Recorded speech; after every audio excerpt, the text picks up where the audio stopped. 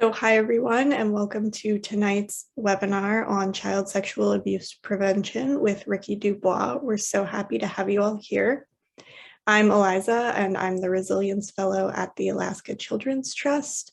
And as we get started, I just want to acknowledge that ACT's offices are located on the home of the Dena'ina people, past and present. And ACT is doing a webinar series throughout Child Abuse Prevention Month in April. So our next webinar will be our last webinar, and that will be on healthy outcomes from positive experiences, which is a really cool way of thinking about ACEs and also PCEs, positive experiences. So we hope to see you all there. Just a couple of pieces of Zoom etiquette as we get started. So please make sure that you're on mute when you're not speaking. Ricky will reserve time for questions at the end. And you're also welcome to use the chat until then to ask questions. I have the chat set to host and co-host only, but when you put your question in the chat, Ricky and I will both see that. And we are recording this webinar, but I will stop the recording before we have questions at the end. So your questions will not be recorded. And now join me in welcoming Ricky. So Ricky is the Prevention Education Specialist for the Safe Child Advocacy Center in Juneau, Alaska. Safe CAC is a multidisciplinary team of professionals who advocate for the prevention, safety, well-being, and healing of abused children, serving Southeast Alaska. As the Prevention Education Specialist, Ricky is focused on community outreach and educating the public about the realities of child abuse to motivate communities to become more connected and engaged to support families and prevent child abuse. And thank you so much for Ricky for being here.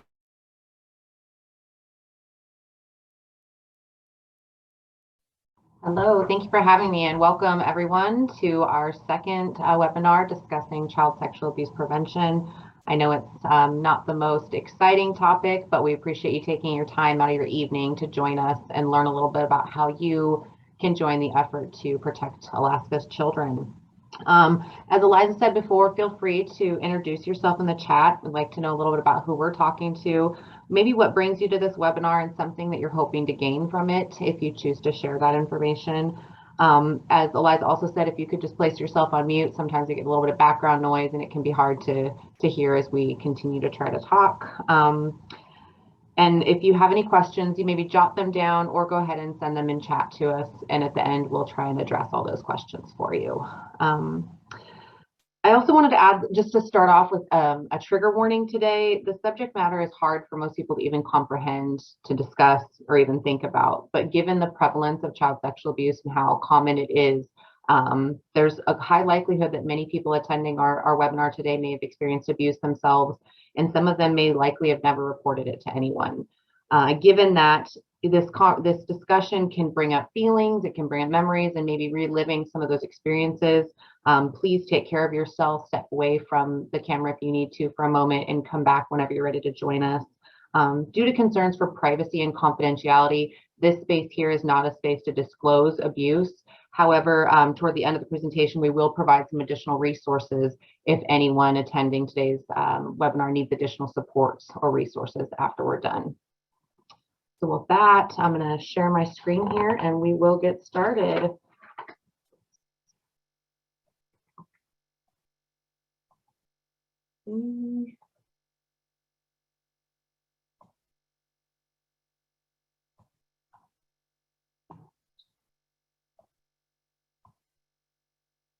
There we go. Just trying to move the pictures out of the way a little bit here.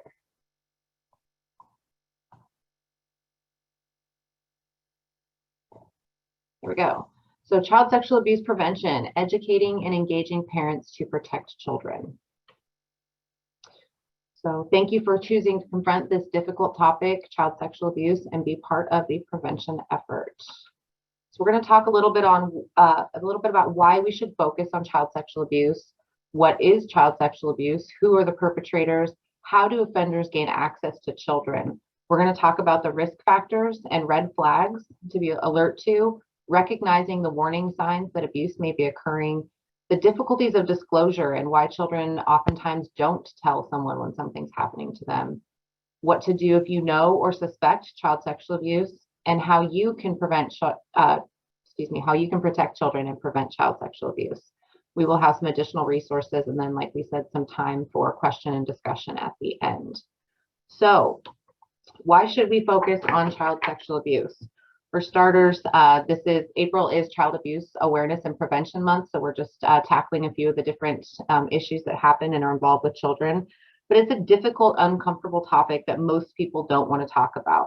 And even more so than that, no one wants to believe that someone they know, love, or trust could ever abuse a child. Because what that really says about us is we're thinking about, I would not love someone who would hurt a child. Therefore, it couldn't be possible that someone that I know, love, or trust could do this.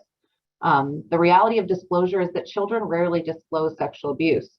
Therefore, they rely on adults to be educated to the warning signs that abuse may be occurring, alert to the risk factors that increase child vulnerability to abuse, red flag behaviors of those who might harm children, and the difficulties of disclosure that prevent children from being able to tell someone. When our adults are aware of what's going on with children and how to protect them, it doesn't put that responsibility onto children.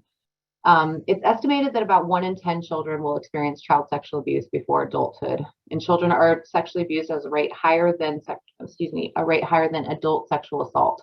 70% of all reported sexual assaults are against children, and Alaskan children are abused at a rate about 6 times the national average. Nationwide, every 9 minutes, a child is sexually abused, which adds up to about 300,000 children per year nationwide. And in Alaska, there are approximately 3,000 children who experienced confirmed child abuse each year, and about 9% of those children have been sexually abused. At the end of the day, children depend on adults to protect them. By arming yourself with information, you can protect the children you love and others you don't even know. Okay, so a little bit about the what, the who, and the how.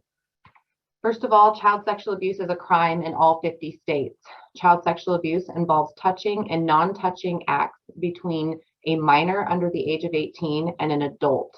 Child sexual abuse can occur between children and teens when there is a significant age gap, typically defined as more than 3 years an age difference. Developmental differences, if one child has some developmental delays, unfortunately, they can be taken advantage of by those who are more developmentally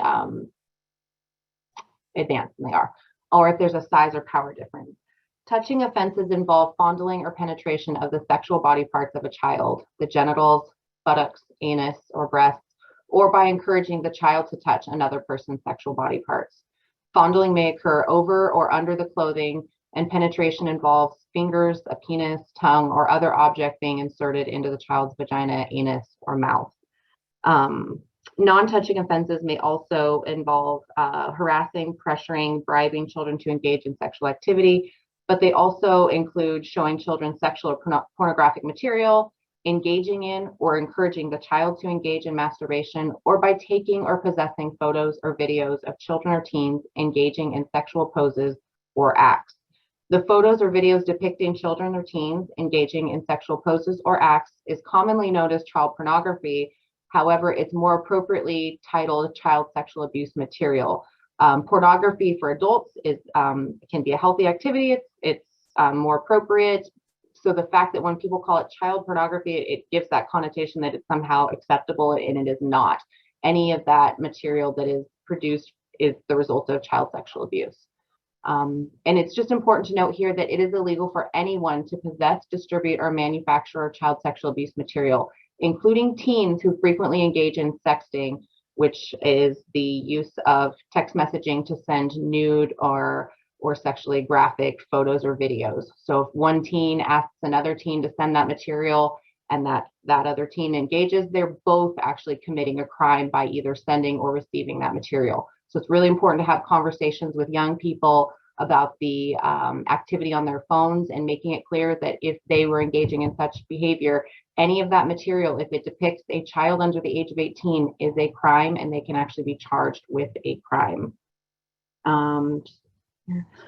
Child sexual abuse does not always involve force, And even if a child willingly engages in sexual behavior with adults or other children or teens, it is still considered sexual abuse because children do not actually have the ability to consent to that behavior. Who perpetrates child sexual abuse? Offenders are rarely the scary stranger lurking in the alley or the man in the van handing out candy and puppies. They are most likely to be someone you or your child knows, loves, and trusts. 90% of sexual abuse is perpetrated by someone known to the child and family. 30% of that abuse is perpetrated by a family member. Adults primarily abuse children, parents, step-parents, grandparents, aunts, uncles, cousins, teachers, coaches, clergy, childcare providers, babysitters, boyfriends, girlfriends, neighbors. Offenders exist in all populations and are not limited by race, gender, sexual orientation, or socioeconomic status. Both men and women perpetrate child sexual abuse. Approximately 40% of child sexual abuse is perpetrated by a minor child under the age of 18 against a younger, smaller, or more vulnerable child. Youth offenders can be arrested for child sexual abuse, like we discussed here about if they were sexting and sending or receiving photos, they could be arrested for child sexual abuse. Youth offenders are often between the ages of 12 and 14 years old, and most youth offenders respond well to treatment or intervention efforts and will not go on to become adult offenders. We'll talk a little bit later on about some of the red flag behaviors in both adults and children who might be at risk of perpetrating sexual abuse and what to be alert and aware to. How do offenders gain access to abused children? Well, first of all, they seek out opportunities to be in proximity to children.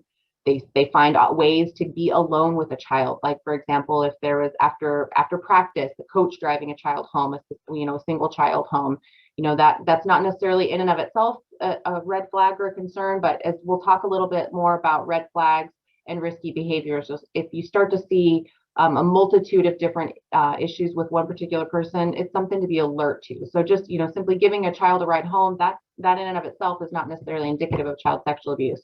But when we start to look at some of the other factors, it's something to be aware of.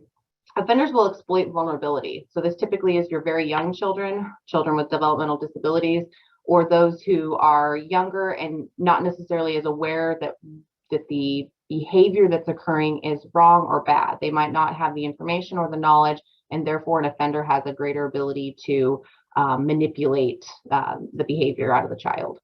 They also engage in a behavior called grooming, which is a specific pattern of behaviors intended to break down an individual's boundaries for the purpose of control and manipulation. They build trust not only with the children, but oftentimes with the parents and family as well. When they create this trusting environment, not only with the child, but also with the parents or other family members, it makes it less likely that if the child were to tell a parent that abuse was happening, that those parents are going to believe the child. They're going to look and go, well, this guy helps and he does this, or she was so helpful and she picked him up and she gave rides, things like that. They create an environment where it makes it more difficult for a child to tell if something's happening, and less likely maybe that they would be believed if they did. So that trust environment, building that trusting environment is a big part of grooming behavior. They may make the child feel special or more mature or different. You'll see this a lot with teens, older teens. They'll oftentimes, maybe if it's an adult man who's maybe 21, 22, and she's 14 or 15, she might feel flattered. She might feel special. She might think there's something different about her, or that she just doesn't belong hanging out with people her own age group. It can be very confusing for a teen when an adult engages in these grooming behaviors. They'll oftentimes buy gifts or provide special treatment, and often support the family as a whole, like with childcare or babysitting or things like that. Really things designed to help support the family and make it, again, less likely that the child would be believed if they were to tell something was happening. And offenders will oftentimes encourage children and teens to break rules. Like if, for example, the child has done something wrong, they've broken a rule, they will, hey, I won't tell anybody. It'll just be our little secret. They start to build that environment of secrecy, and before you know it, it's, well, don't tell anybody or else. They violate personal body boundaries. Touch often begins benignly with like a back rub, or just, oh, hey, let me stroke your hair or something. Oh, it looks like you got a little piece of gum in your hair, and just finding ways to touch very lightly, benignly, and then that touch it increases over time to where it becomes actual abuse. Sometimes they engage in threats. They threaten to harm the child, or they'll hurt the child's family or pets or something if they were to tell the truth about what was happening. And another tactic used by offenders is they oftentimes will use nicknames for sexual body parts. So again, this often happens with our young children who, especially if children have not been taught the proper terms, the proper anatomical terms for their body parts, breast, vagina, anus. If they're using cute terms like my pee-pee or things, which is, that's a pretty common one, but oftentimes an offender will use a term such as like a cookie, for example. And so a child will come up and say, so-and-so touched my cookie. And if the parent or the adult is not alert to, wait a minute, what do you mean your cookie? What cookie? Because they might think, maybe you have a chocolate chip cookie at school or something, and they're not thinking about what might have occurred there. So it's really important. We'll talk a little bit about this later, about making sure that children know the proper and appropriate terms for their body parts.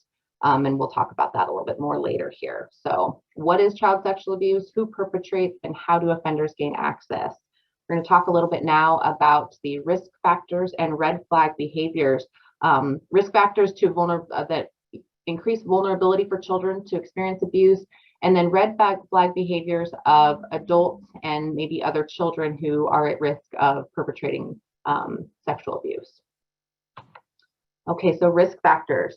And these are not encompassing in and of themselves. If a child is very young, that doesn't automatically mean that one's going to be abused, or simply living in a single parent household, that in and of itself is not a risk factor for sexual abuse.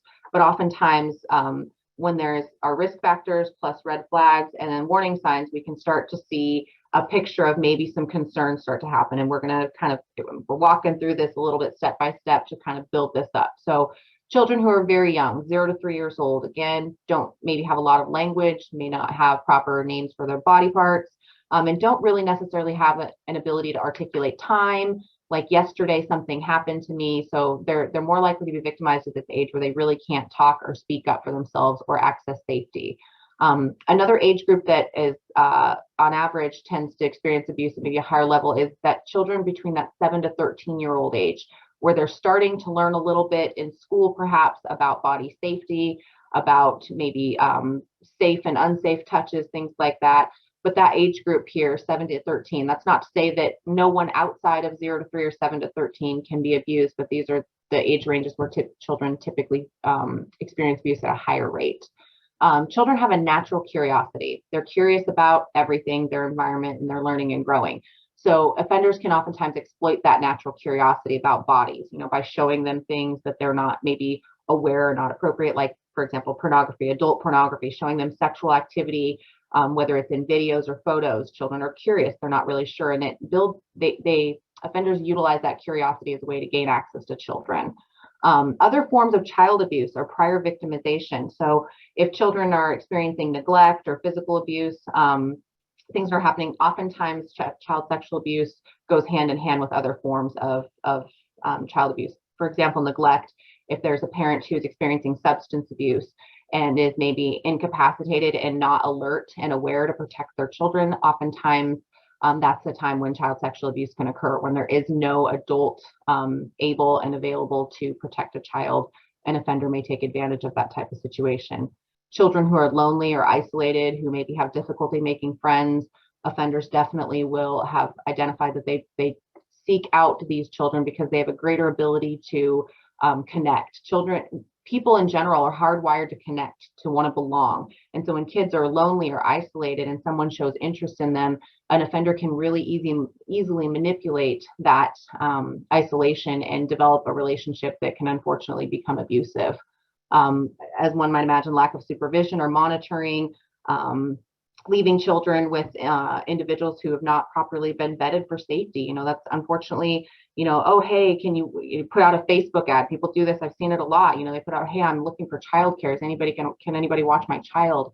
Being really clear about what that background check for you looks like. And we'll talk a little bit about that later on in the presentation, some ways that you can conduct your own sort of background check for safety before leaving your children with someone. So these are just a couple of the examples of risk factor environments that might increase the possibility that children could be harmed. Again, I wanted to point out here, children are taught to obey older children and adults. So when parents leave to go out on a date, or they're leaving the children with a babysitter, listen to what so-and-so says, do what they say, being really clear with kids that, yes, we need to listen to the rules and follow the rules of our household. But if someone's telling you to do something that doesn't feel right, or telling you something that's secret, that you're always going to want to tell a parent. And we're going to talk a little bit more about that as well. So these are just a few of those risk factors.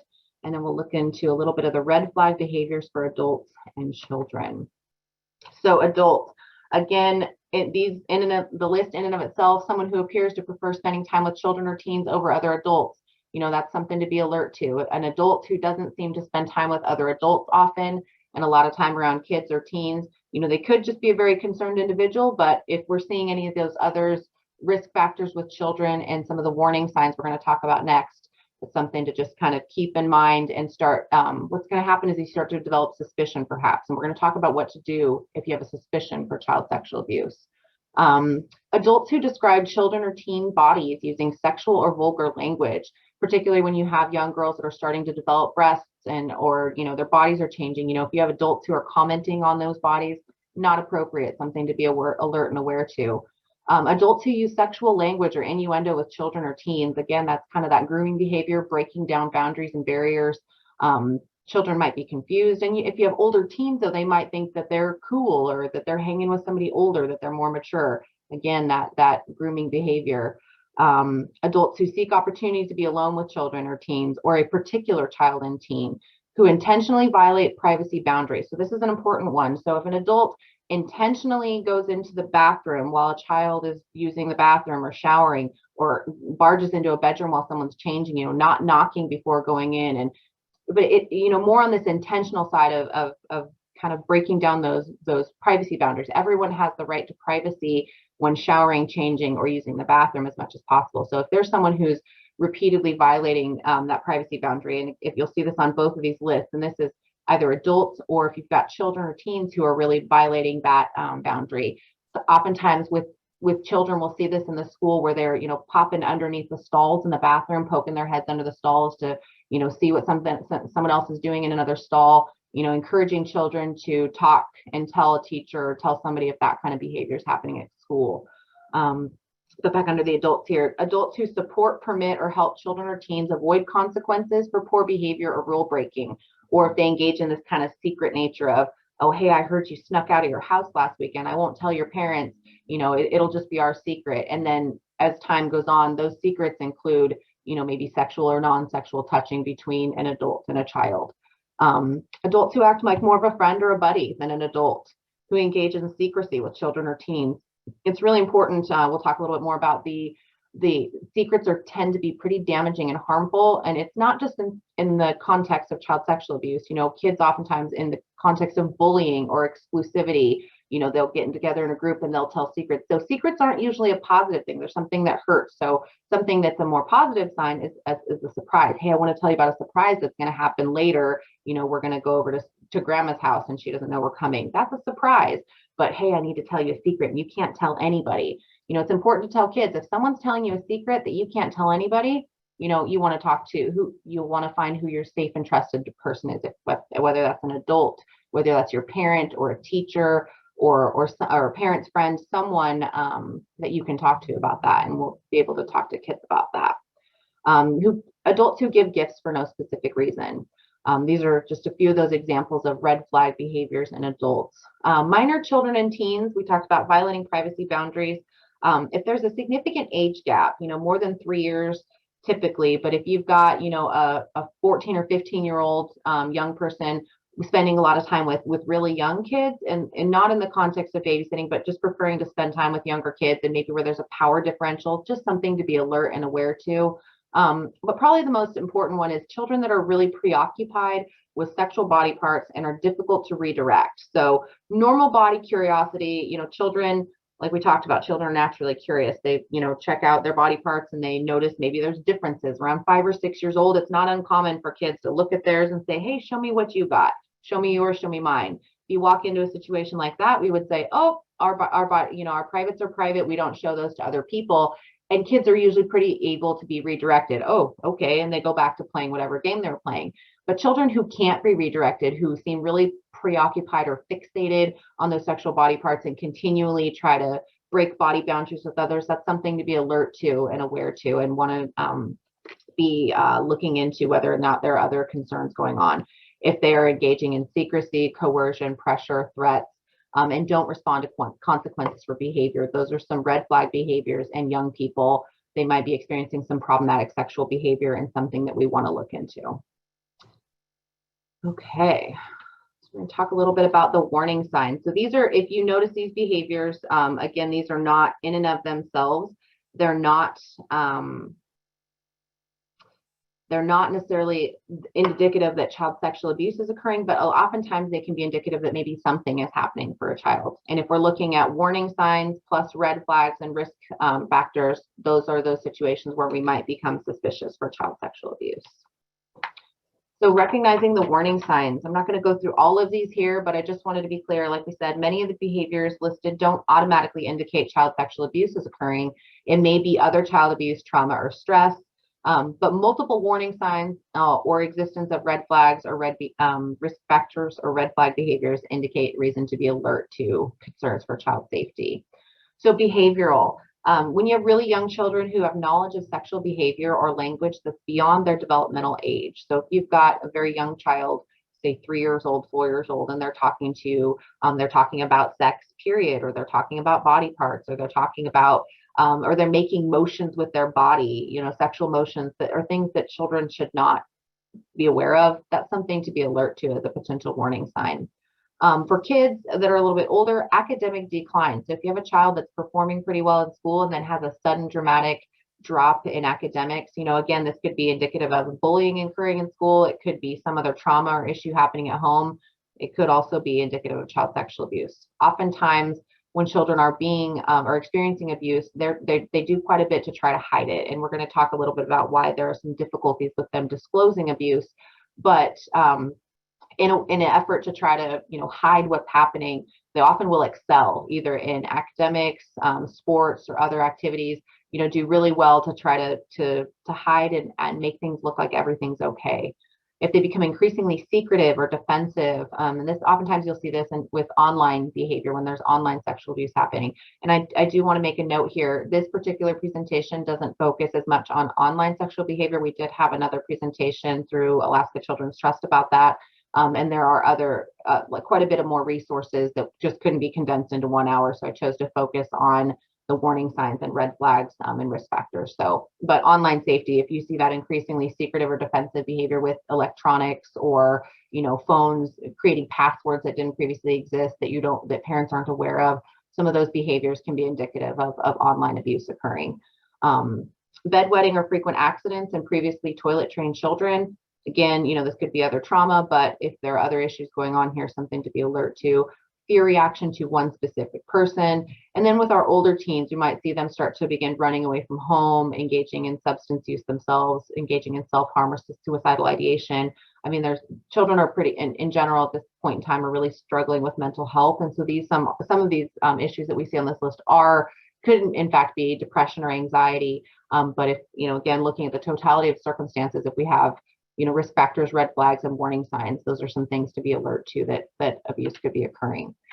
Children having outbursts of anger or sadness or acting out when they don't previously engage in that behavior. A noticeable withdrawal from things of interest. They no longer want to participate in activities they previously enjoyed, really wanted to isolate to their bedrooms, not go places, no longer wanting to go to practice when they previously loved going to practice in whatever sport or activity they're doing. Fear of being touched or having someone get too close to them, nightmares, fear of going to bed at night. We talked a little bit about depression, anxiety, or in onset or increase of somatic complaints like stomach aches or headaches. All of a sudden, have a stomach ache. I don't want to go to school anymore. I don't like going to class anymore. What's that about? Let's talk about that a little bit. Physical symptoms here, there are a few on this list. Physical symptoms are actually sexual abuse are actually very rare, because it's rare that abuse is disclosed immediately or in a timely fashion where physical findings would be present.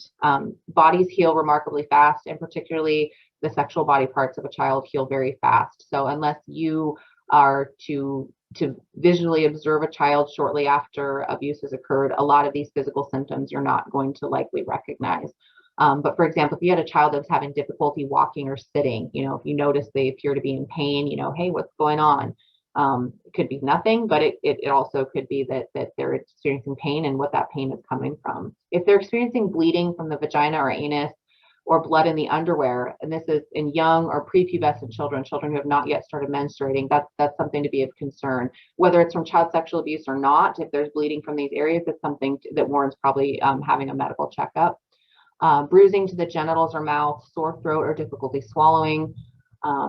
And again, these are more obvious ones. If you have a young child who's displaying signs of sexually transmitted infections or pregnancy in a young child, urinary tract infections in young children, it's not as common. If they experience pain during urination or during bowel movements. Again, these physical signs are not something that you're likely to see, but it's something that you want to be aware of, because if you do see these, at the very least, it probably warrants the child seeing a medical professional to make sure that they are healthy and safe.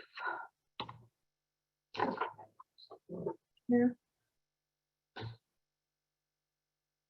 One thing I wanted to note, actually backing up here, dramatic change in personal appearance or style in this behavioral category here. If someone who has really long hair suddenly cuts the hair really short, either a gaining of weight or wearing loose fit or baggy clothes to conceal body shape, some of these can be indicative of either, at the very least, maybe some harassment behavior, trying to conceal or hide the body to maybe appear less attractive, or to prevent an offender wanting to continue to have contact in the event that child sexual abuse is occurring. Okay. So moving forward to the difficulties of disclosure and some of the things that prevent children from being able to tell when something is happening to them. So why do children and teens not disclose? Approximately 60% of children who have been sexually abused will never disclose that they were abused. 1 in 5 adults report being sexually abused as a child, and 85% of those adults deny ever reporting it to anyone.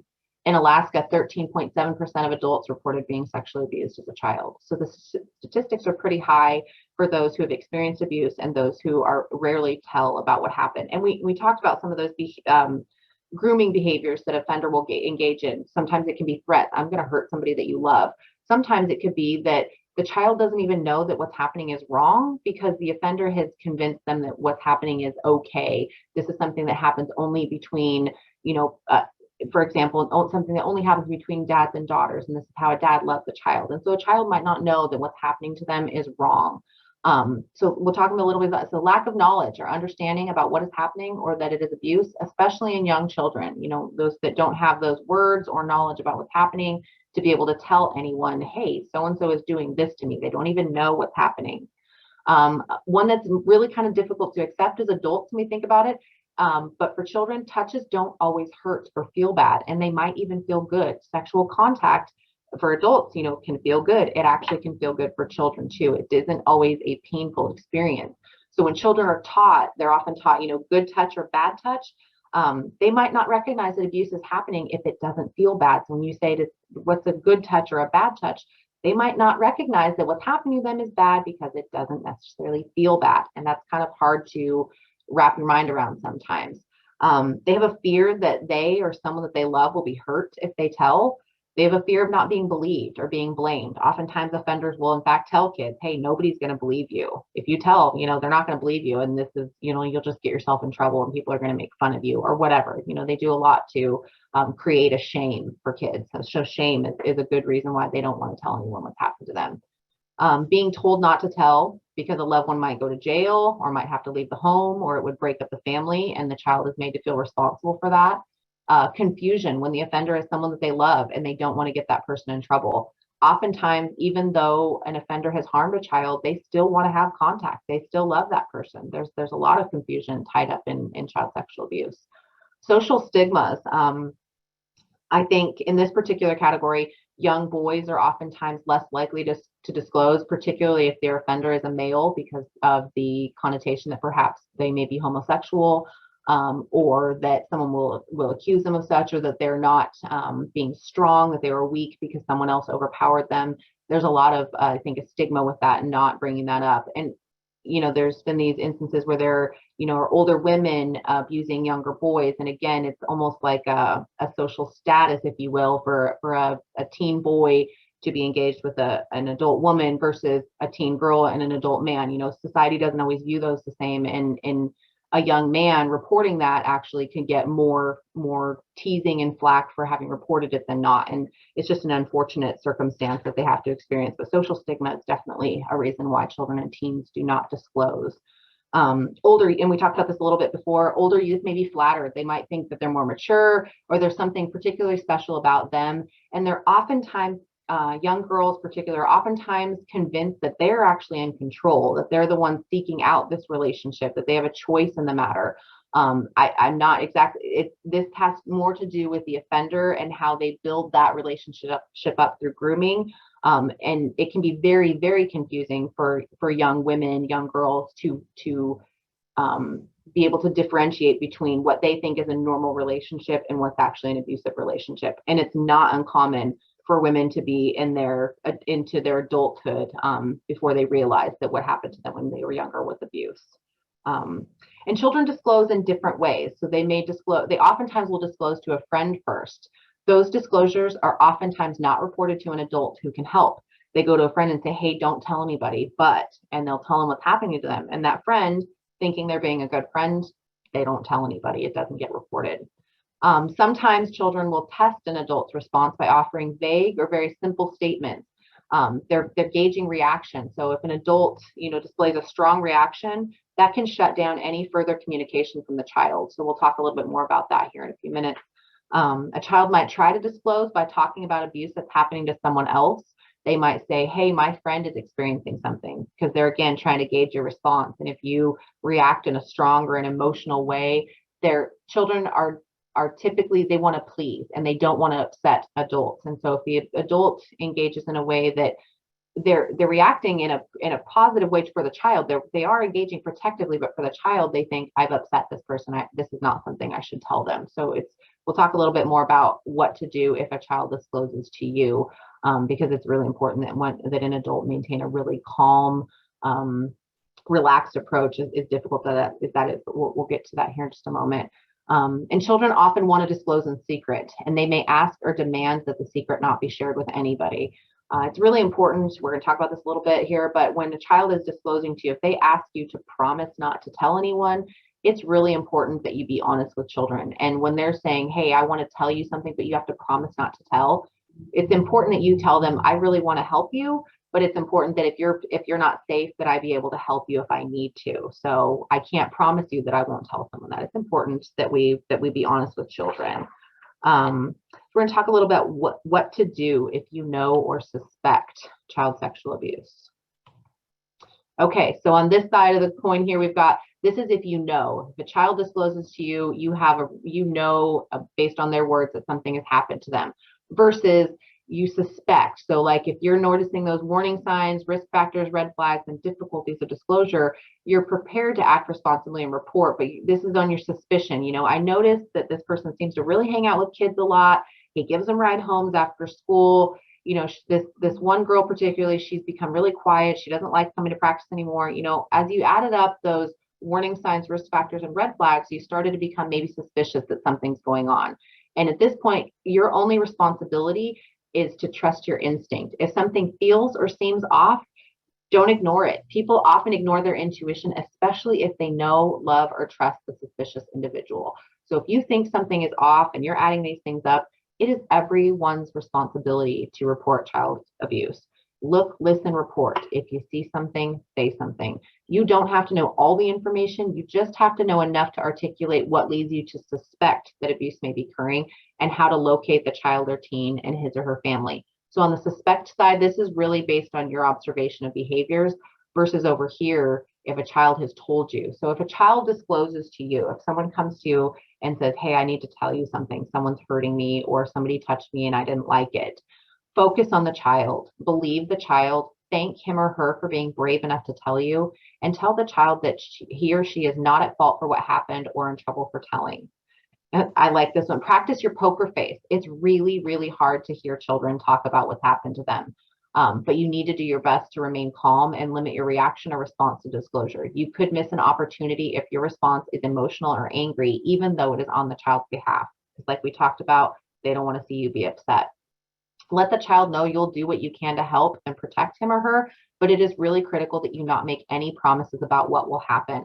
Oftentimes it's our instinct to say, I'll do, you won't have to go back there. You're never going to have to see that person again. And like we talked about before, that's not always what children want. So telling them that they're never going to see this person again can actually be harmful and not helpful in that moment. So it's important to not make promises. There's a lot of steps and procedures that happen after a report of child sexual abuse has been made, and it's best to leave it up to the professionals to conduct an investigation and determine what's going on. Allow the child to share what happened in his or her own words, and really avoid asking yes or no or why questions. It's really not your job to interview the child at all. It's only your job to be there to receive the information that they're sharing with you. Limit or minimize your questioning. Leave it to the professionals. Report the child's disclosure exactly as the child told it to you. So I used the example before, so-and-so touched my cookie. If that's the child's words, that's the words you're going to use to report to the Office of Children's Services and local law enforcement so they can begin their investigation. I had a little video here. This is basically just a clip of the importance of reporting child sexual abuse. And I'm going to go ahead and skip forward to it so that we can, leave enough time here for questions in a moment. So we're going to move on to what to do, how to report if you know or suspect child sexual abuse. So reporting child sexual abuse. Because child sexual abuse is a crime, you must contact both the Office of Children's Services and local law enforcement. It is crucial to relay the child's words exactly as they were disclosed to you. I don't think this is really important for most of us here in this meeting, but it is, as of September of 2020, all reports must be made to both law enforcement and Child Protective Services. And individuals who make reports in good faith are protected from civil or criminal liability. So when you contact the Office of Children's Services to report child abuse or neglect, you will speak with an intake worker. The intake worker will ask you a series of questions and will want to know as much information as possible. It is okay if you don't know or have all the answers to their questions. I'm not going to go through all of this information here, but the following demonstrates information that they may want to know. They'll want to know the name, age, date of birth, gender, and current address of the child you're concerned about, whether the child is Alaska Native or American Indian, and what tribe they may be affiliated with. They'll want to know who lives in the household, if both of the parents are married or if they live separately, if there are siblings involved, and if there are any other adults or children who live in any home where the child resides.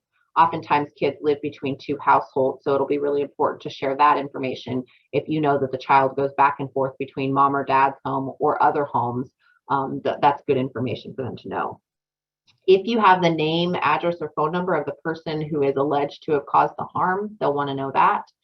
And they'll want to know what you know. What about how often the abuse is happening? How severe is it? A lot of times you're not going to know all of this. You're just going to share the information that was given to you. And they're going to want to know, is there anybody else? Is there anybody else that might have more? Is there anybody else who might have information about this family and could help out? So people who are mandated reporters are individuals who, as part of their job, are legally required to report any known or suspected child abuse. Mandatory reporters must provide their name and contact information so it can be verified that they reported. A concerned citizen, parent, who is not a mandated reporter is not required to identify themselves and may make a report anonymously if they choose to do so. So a little bit of information here about reporting child abuse. There's in the resource section, I have some information about how to go online and access the same information from the Office of Children's Services. There's the videos here attached. Those are also in the Office of Children's Services website. Okay, how you can protect children and prevent child sexual abuse. For starters, prevention starts at home. Be a safe and trusted adult who children can come to feel for help and to feel safe. Educate yourself about typical healthy sexual development. So we talked a little bit about how, when kids are in that 4, 5, 6 range, they're really curious about body parts. They may look at their own, they may ask to see others, but they're easily redirected. If you say, hey, we keep our privates private, we don't show those to other people, they move along and they play and they learn what's appropriate. So if you're seeing a 14-year-old who's really preoccupied with body parts, is observing things maybe online and spending a little bit too much time with young people, just be aware of what's typical and healthy for young people. Not everyone was raised to talk about sex. sexuality, or using appropriate anatomical terms for body parts. If this is you, get comfortable. Practice saying words or phrases that are uncomfortable or embarrassing to you. Teaching children that it's a vagina and not a hoo-ha, for example. We want to use really appropriate language, because kids who know the appropriate terms for their body are less likely to be abused. Offenders like to use those nicknames for body parts, but if a child knows the body parts and someone tries to tell them, oh no, it's called this, they're more likely to say, no, my mom says it's a vagina, it's not called a cookie. And that way they're able to be protected. Talk to children early and often about their bodies, secrets, and privacy. Don't wait until they're older to have the talk. Have many talks as they're growing up. Teaching children anatomical body parts from an early age. Talking about secrets and how offenders trick children. So making it really clear, if adult ever asks you to keep a secret from mom or dad, make sure that you tell me what that secret is. It's really important that we don't keep secrets like that. Teaching children early that we don't keep secrets, because when an offender tries to engage in secrecy, that child's more likely to say, oh, no, we don't use secrets. And that child, thankfully, is going to be more protected from an offender, because the offender doesn't want to break a boundary with a child who has firm boundaries, because that child is more likely to tell someone and more likely to get help because they haven't been able to engage in that grooming behavior. Again, everyone has the right to privacy. I have a 4-year-old nephew, and if he is in the bathroom or if he's in his room, and you happen to walk into the room, he will hand up, say, excuse me, I need privacy right now. And I'm really excited that his parents have taught him how to use his words and to say no. Talking about consent and body autonomy from an early age, and to say no and stop whenever they don't like or are uncomfortable with any touch. I always like to point out tickling. Tickling on the surface can seem fun and okay, but when someone says stop, or when a child says stop, we need to stop right away. Because kids, if they learn that they can say no and stop and have control over their body, they're less likely to be harmed. This is also a good example, when getting ready to leave a family celebration and, telling kids, go give grandma a hug. And if the child doesn't want to, saying, okay, that's okay, you don't want to give a hug today, and not forcing children to engage in body consent, that they have to, teaching them about consent, so they can say no when they don't want to do something about their body. Discussing with children how to tell if the abuse is occurring. So you can always tell mom or dad, or you can talk to your teacher, or who else could you tell? Helping children identify who are safe and trusted people to them. Talk to children about their friends, particularly new friends or friend groups, and get to know your children's friends' parents. Share contact or address information. Express your expectations about supervision and rules. And if those parents are not agreeable to that, like saying, hey, my child can spend the night, but we expect them to be in by 10 p.m. And if those parents don't have a curfew for their children, then maybe that's not somewhere that your children spend the night, and you choose to have that person stay in your house, perhaps. But making it clear to other parents what your expectations are, letting them know that your kids can call you at any time to come home if they want to, making sure that the adults and your children know that they can always contact you. That's a really important thing. Prevention in the community. So you've gotten a little bit of information here. We've talked about some of the what is child sexual abuse, who perpetrates. You've got some risk factors, red flags, warning signs, and some of the reasons why kids don't talk. You've got some information available. When you're having coffee with your friends, talk about what you've learned about child sexual abuse, and how you can protect children together. I was going to offer this, using resources available to you. So if you're looking at, identifying a babysitter and somebody that you don't know, there are resources available to you. The Sex Offender Child Kidnapper Registry database, it's a public information access. You can put someone's name in there, and if it pops up that they've experienced they've committed child sexual abuse or sexual assault, that might not be somebody that you want to be watching your child. Or if a single parent is looking to date someone new, looking them up on the Sex Offender Registry just to be sure. Oftentimes people don't disclose that information. CourtView is another resource that's a public information site. You can look and see if someone has a history of domestic violence or other assaults, something to be aware of to protect children. Compile and share a list of local resources or supports in your community. When parents are supported, they are better able to support their children. So when parents come together and share this information, they can band together to protect the children around them. We talked a little bit about, there was an internet safety presentation this month, but there are resources out there. Host an internet safety presentation in your community to increase online safety for children and teens. You know, PTAs, parent groups, they can get together and share this information, and advocate for community education about child sexual abuse and other forms of child abuse, and encourage adults how to participate. So these are just a few of the things that you can do to help protect children around you. So I want to talk about a little bit about additional resources here. So one of the things I do is I'm a prevention education specialist. I am able to provide training about child sexual abuse, physical abuse, neglect, mandatory reporting, or some of those more nuanced issues with reporting. They're basically able to tailor and address information as you would need. Also, we have, for more information here, Alaska Children's Trust is the state chapter for Prevent Child Abuse America, and they have a wealth of resources, including they have both an online and in-print form of child sexual abuse prevention booklet that's actually full of a lot of really great information, and some of the information we've talked about here today. There's links here to the court system, like we talked about, the court view, to be able to check out someone's criminal history potentially. We've got down here the State of Alaska Sex Offender Child Kidnapper Database and the registry. So these are your search engines and who would be listed on there. Safe Child Advocacy Center. This is where I work, one of the places where children who have experienced abuse are interviewed and gain access to resources. But a lot of these are just resources to gather more information about child sexual abuse and how you can be a part of the effort. And again, we talked about if this presentation has brought up any issues or feelings for yourself, here's some additional resources and supports for those who need standing together against rape. That's one resource. Caroline, Alaska, Darkness to Light. They all offer confidential crisis lines to contact if anyone is needing additional supports. And we can add these in the chat if needed as well. And with that, we will go ahead and open up for questions and discussions. Again, it is important that privacy and confidentiality be protected, so please refrain from sharing any names or identifying information of any potential victims. If you have a hypothetical situation, I know someone who, but let's refrain from saying, my grandchild or my mom or my sister, let's not use